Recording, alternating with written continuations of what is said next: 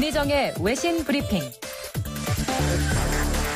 밤사이 들어온 국제뉴스 정리해드립니다. 문희정 국제정치평론가 전화로 연결합니다. 평론가님 안녕하세요. 네, 안녕하세요. 네, 도널드 트럼프 미국 대통령이 오는 11일로 예정이 돼 있는 대선을 연기하자 이런 식의 언급을 트위터를 통해서 해가지고 지금 굉장히 논란이 일고 있죠. 네, 그렇습니다. 현지 시각으로 30일 오전 트윗을 통해 갑자기 우편 투표의 위험성을 지적하면서 사람들이 적절하고 안심하고 안전하게 투표할 수 있을 때까지 선거를 미룬다. 물음표 3개. 이런 식으로 말을 한 겁니다. 의문형의 형식을 띠긴 했지만 대선 연기에 대한 언급을 대통령이 직접 꺼냈다는 사실 자체가 심각한 상황이다. 이런 비판이 많은데요. 네. 이와 관련한 언론 브리핑에서는 나는 연기를 원치 않는다. 나는 선거를 하기 원한다.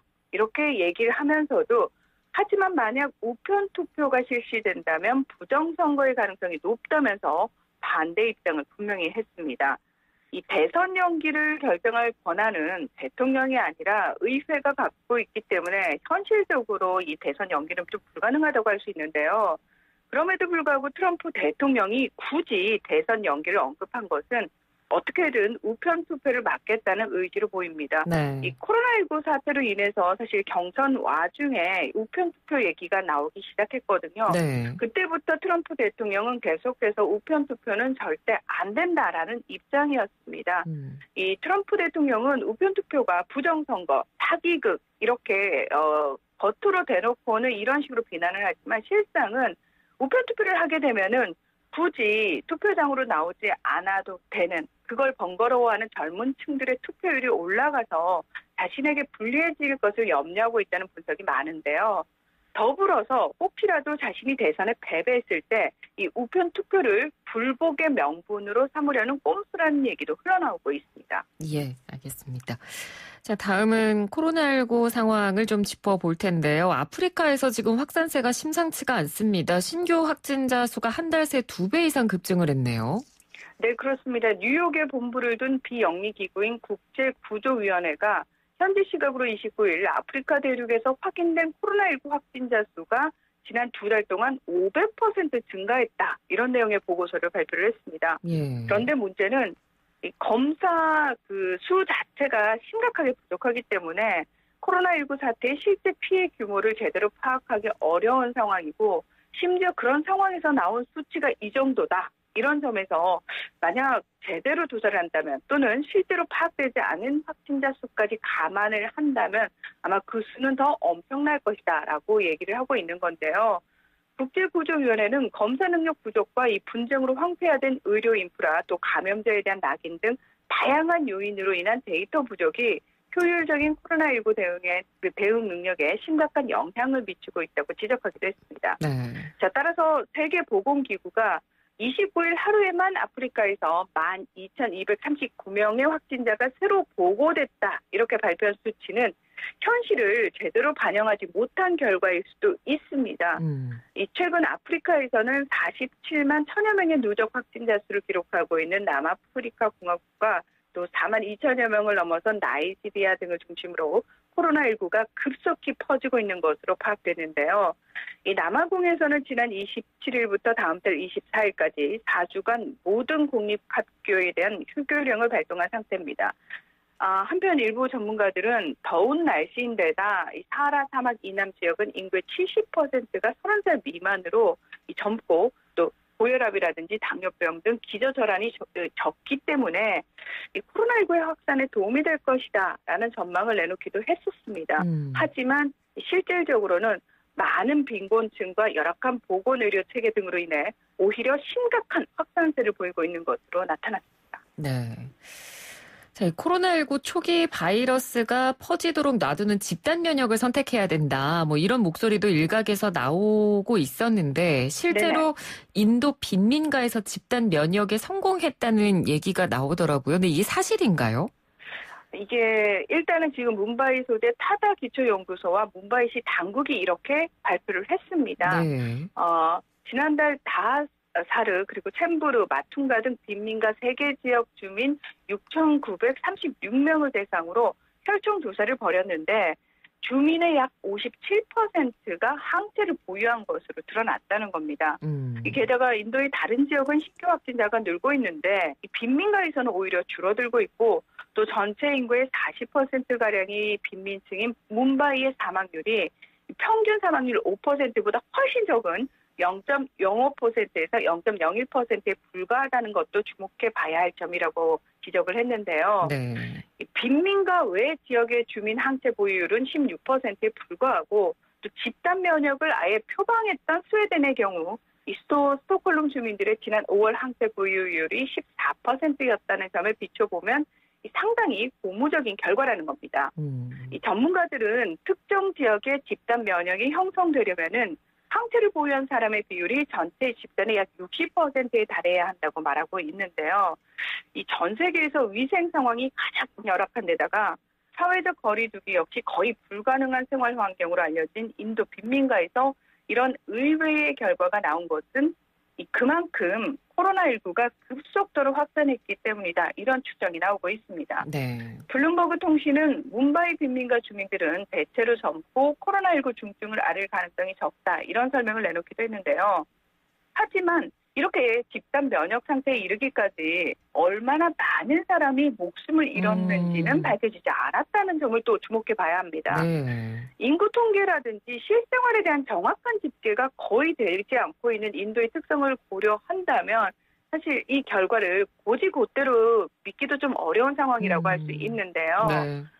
네, 한편 세계보건기구는 집단 면역은 무책임한 조치라면서 항체 보유율이 높아질 때까지 그저 기다리기만 하면 많은 사람이 사망하고 이 설사 환자가 생존하더라도 심혈관계와 신경계 등의 장기적인 손상을 입을 가능성이 크다고 경고했습니다. 네.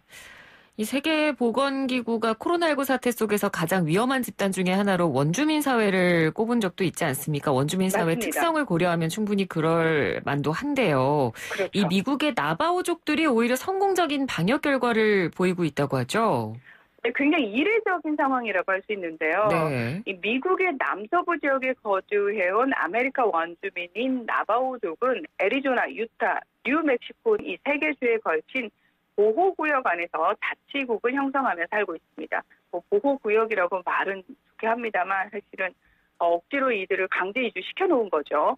자, 지난 5월 사실 미국 내 50개 중에서 가장 많은 확진자가 이 나바오 보호구역 안에서 발생하기도 했었습니다. 하지만 마스크 착용을 의무화하고 지난 4월 10일부터 무조건 금요일 밤부터 월요일 새벽까지 주말 전체와 또 연휴 때마다 강력한 봉쇄 조치를 통해서 방역에 성공한 것으로 알려졌습니다.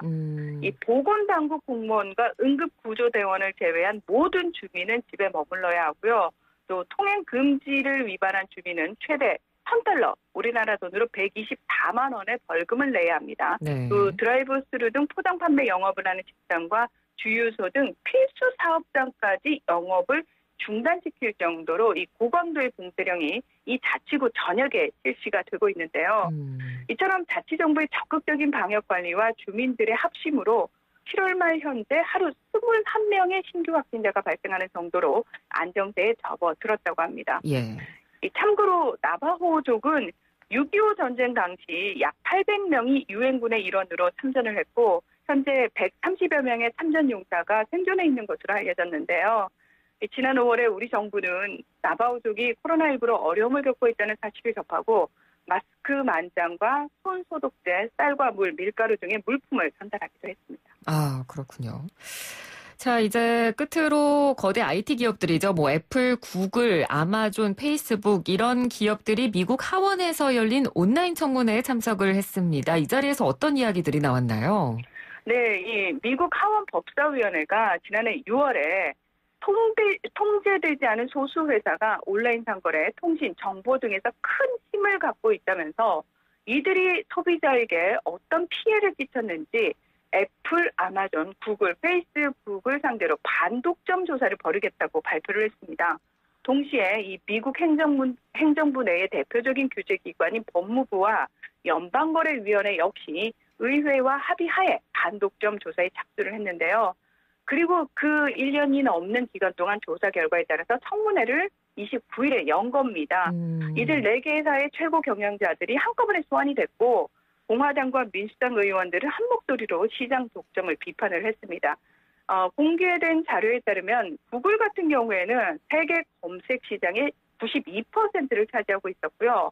또 아마존은 전체 온라인 시장 매출의 75%를 점유하고 있습니다. 그리고 애플 같은 경우에는 앱스토어에서 앱 개발자들에게 매출의 30%를 수수료로 받아서 독점적인 지위를 남용했다라는 지적을 받았고요. 네. 또 페이스북의 내부 이메일에서는 과거 인스타그램을 잠재적이고 파괴적인 경쟁자로 묘사하면서 억지로 강제 인수했다라는 증거가 제시되기도 했습니다. 하지만 이런 비판과 혐의들에 대해서 최고 경영자들은 한 목소리로 그저 자사들이 본인들이 속한 산업 분야에서 열심히 경쟁을 했을 뿐이고 공정하게 운영을 했다 이렇게 해명을 한 겁니다. 네. 그러면서 억울하다라는 식으로 그리고 우리는 다른 나라의 기업들과 경쟁을 하면서 미국의 기업을 지켜내는 미국의 일자리를 지켜내는 애국적인 기업이다 이렇게 호소를 하기도 했는데요. 이 대체로 민주당 소속 의원들은 이 시장 독점력으로 인한 소비자 피해에 대해서 많은 비판을 쏟아냈고요.